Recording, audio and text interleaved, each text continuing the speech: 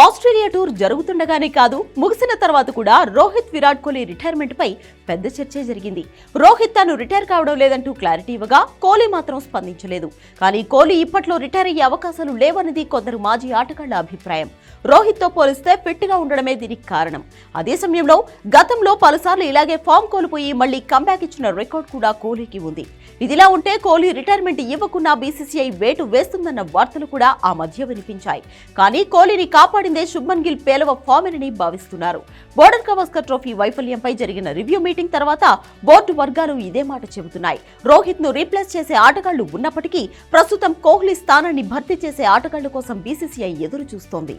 శుభ్మన్ గిల్ అతని స్థానాన్ని రీప్లేస్ చేస్తాడని చాలా మంది అంచనా వేశారు. కానీ గత కొంతకాలంగా గిల్ ఆశించిన స్థాయిలో ఆడడం లేదు.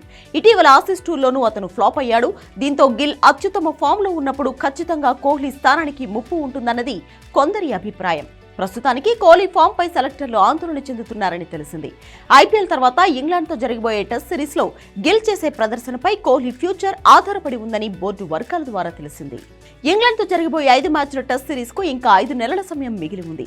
అయితే సచిన్ వారసత్వాన్ని కోహ్లీ ఎలా కొనసాగించాడో అలాగే కోహ్లీ స్థానాన్ని గిల్ భర్తీ చేసేందుకు సిద్ధంగా ఉన్నాడని, దీని గురించే బీసీసీఐ రివ్యూ మీటింగ్ లో చర్చ జరిగిందని బోర్డు అధికారి ఒకరు వెల్లడించారు. కాగా ఆస్ట్రేలియాతో జరిగిన సిరీస్ లో గిల్ నిరాశపరిచాడు. 5 ఇన్నింగ్స్ లో కేవలం 93 పరుగులు మాత్రమే చేశాడు.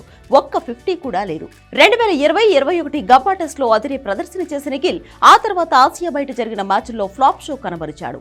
తన గత 14 ఇన్నింగ్స్ లో హాఫ్ సెంచరీలు లేకుండా 233 పరుగులు మాత్రమే చేశాడు. అటు కోహ్లీ కూడా ఇటీవల ఆసీస్ టూర్ లో 1 సెంచరీ మాత్రమే సాధించాడు. కంగారు గడ్డపై బంచ్ రికార్డు ఉన్నప్పటికీ విరాట్ నిరాశపరిచాడు. ఈ నేపథ్యంలో జూలైలో ఇంగ్లాండ్ తో జరిగే టెస్ట్ సిరీస్ ఇటు కోహ్లీకి అటు గిల్ కు కీలకం కానుంది.